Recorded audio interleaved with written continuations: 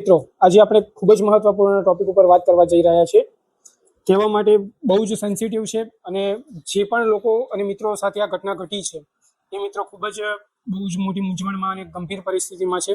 કદાચ તમે ટાઇટલ વાંચ્યું હશે એ મુજબ, અગર કોઈ વ્યક્તિની પત્ની ભાગી જાય છે બીજા કોઈ વ્યક્તિ સાથે તો શું?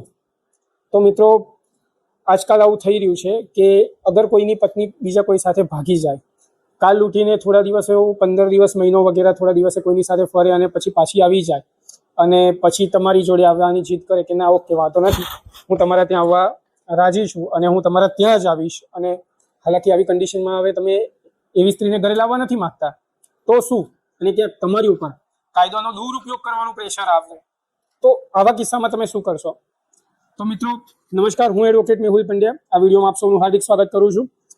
મિત્રો એક શક્ય એટલી એવી રિક્વેસ્ટ છે કે વિડીયો ગમે તો જરૂરથી લાઈક કરજો અને તમારો જે પણ પ્રશ્ન કે કોઈ પણ ક્વેરી હોય તો, અને બીજું કે તમારું આ વિષય ઉપર શું કહેવું છે આ દરેક વસ્તુ તમે કોમેન્ટમાં લખી શકો છો, અમને જણાવી શકો છો. અને તમારી એક લાઈક અમને આવી રીતના વિડીયો બનાવવામાં ઘણું પ્રોત્સાહન આપે છે, તો જરૂરથી ભૂલ્યા વગર વિડીયોને લાઈક કરજો.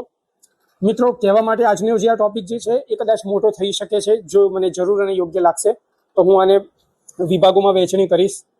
તો મિત્રો સૌ પ્રથમ કે અગર કોઈ વ્યક્તિની સાથે આ ઘટના ઘટી છે કે કોઈ વ્યક્તિ જે છે એની પત્ની બીજા કોઈ વ્યક્તિ સાથે ભાગી ગઈ છે, તો આવા કિસ્સામાં મિત્રો શું કરવાનું?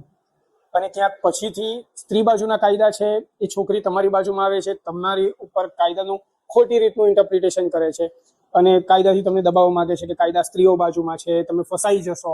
ઘણીવાર જેમ કે કેસ કહી શકું છું હું કે ઘટના ઘટી હતી એક ભાઈ સાથે અને એ વિષયમાં જ ઘણી બધી કોમેન્ટ્સ પણ આવેલી છે. ઘણા મારા ક્લાયન્ટ્સ પણ છે, એમને પણ આવી સાથે ખોટી ઘટનાઓ ઘટી છે એમની સાથે.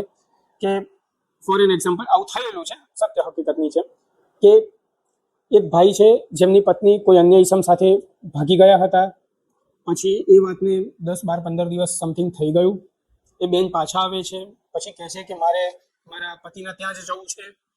પતિ લઈ જવાની ના પાડે છે અને એ બાદ જે વ્યક્તિ સાથે આ બેન ભાગી ગયા હતા એ સામેવાળા ભાઈ અને આ બધા ભેગા થઈને પોલીસ થ્રુ નિર્દોષ પતિ ઉપર પ્રેશર કરાવે છે કે ભાઈ તારી આ પત્નીને લઈ જ જવી પડશે, નહીં તો તારી ઉપર ઘરેલું મારઝૂડ, હિંસા, શારીરિક torture means physical and mentally હેરેસમેન્ટના કેસો બનાવી દેવામાં આવશે અને તને ખોટી રીતે ફસાવવામાં આવશે. તો બેટર છે કે તું લઈ જા, નહીં તો એટલી કલમો નખાવીશું કે તું 2, 3, 4 વર્ષ માટે અંદર જઈ શકીશ. ત્યારે મિત્રો આવી કન્ડિશનમાં એ જે પુરુષ જે છે જે નિર્દોષ છે, એકચ્યુઅલીમાં ખોટી ઘટના તો એની સાથે ઘટી છે, તો મિત્રો એ પુરુષ સાથે કોઈ ખરાબ રીતનું જે આ દુઃખદ ઘટના ઘટી, ક્યાંક આવું કોઈ બીજા સાથે ના ઘટે એ જ મોટો પ્રયત્ન રહેશે. તો એમાં આવો કેસો અગર કોઈની સાથે થાય તો પહેલાં જ્યારે તમારા ઘરેથી કોઈ પણ પત્ની ઘર છોડીને જતી રહે, ભાગી જાય, અન્ય કોઈ ઇસમ સાથે ભાગી જાય, તો તમે એની ગુમશુદાની કોઈ પણ રિપોર્ટ વગેરે લખાવો. તમે એ રિપોર્ટ જે લખાવશો અમુક સમય પછી એ પાકી નોંધ લેવામાં આવશે. નોંધવામાં આવે છે એની તમારી પાસે સર્ટિફાઈડ એક બીજી એક કોપી, રિસીવ કોપી જેને આપણે કહીએ છીએ, કોપી તમારી પાસે હોવી જોઈએ. ધેન આફ્ટર આ જે તમારી પાસે રિસીવ જે કોપી જે છે એમાં કાલ ઉઠીને આમાં ઘણીવાર 2 થી 3 જાતના અલગ અલગ ઇન્સિડન્ટ થાય છે, એટલે વ્યક્તિગત કહેવું એ મારા માટે અલગ વસ્તુ રહેશે, કેમ કે કયા વ્યક્તિ સાથે શું ઘટના ઘટી છે કે કેવી રીતના ઘટે છે એ ડિપેન્ડ છે કેસ ઉપર, પણ એક જનરલ ઓપિનિયન આપું છું.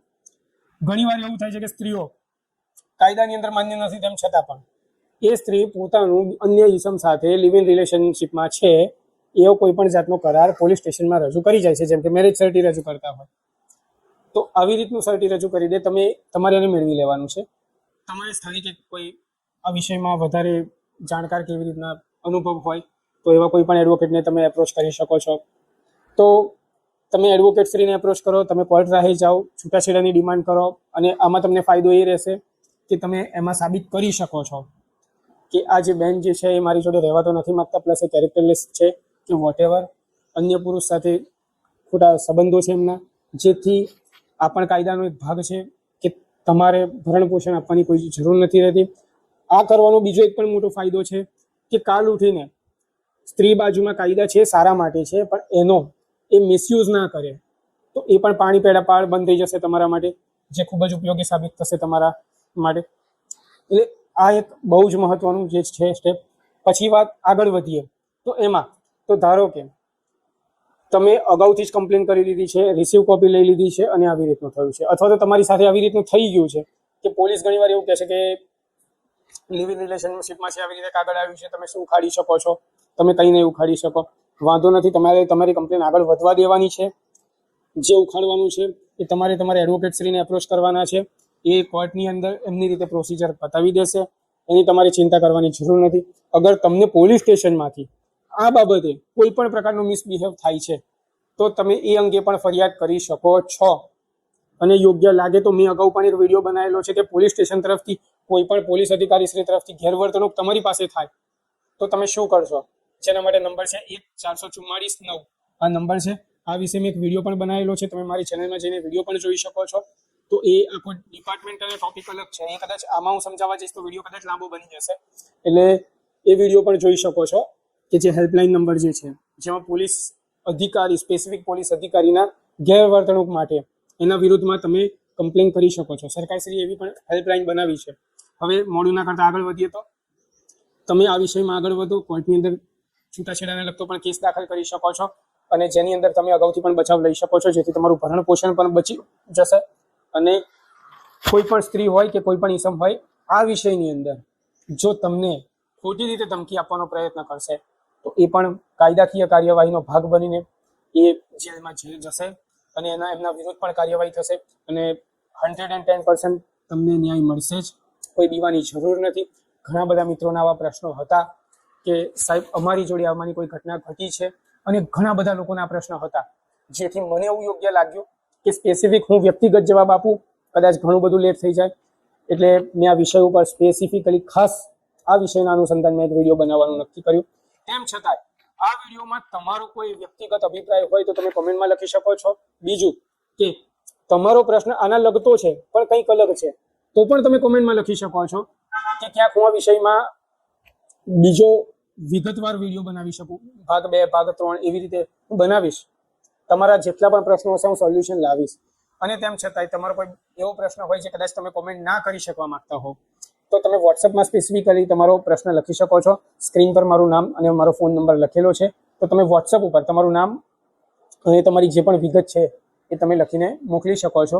હું પ્રયત્ન એવો કરીશ કે એ તમારા જે પ્રશ્ન જે છે એનું સોલ્યુશન આવી જાય અને એ પ્રમાણે જ કોઈ એવો વિડીયો બને જેથી તમારા લગભગ બધા પ્રશ્નોનું સોલ્યુશન આવી જાય. આ સાથે હું વિડીયોને પૂર્ણ વિરામ આપું છું. આશા રાખું છું કે આ વિડીયો આપને ગમ્યો હશે અને યોગ્ય લાગે તો આ વિડીયોને કોઈકની સાથે શેર કરો, કદાચ કોઈના માટે ખૂબ જ અત્યંત ઉપયોગી કામનો બની શકે. આ સાથે જય હિન્દ, જય ભારત, જય સંવિધાન.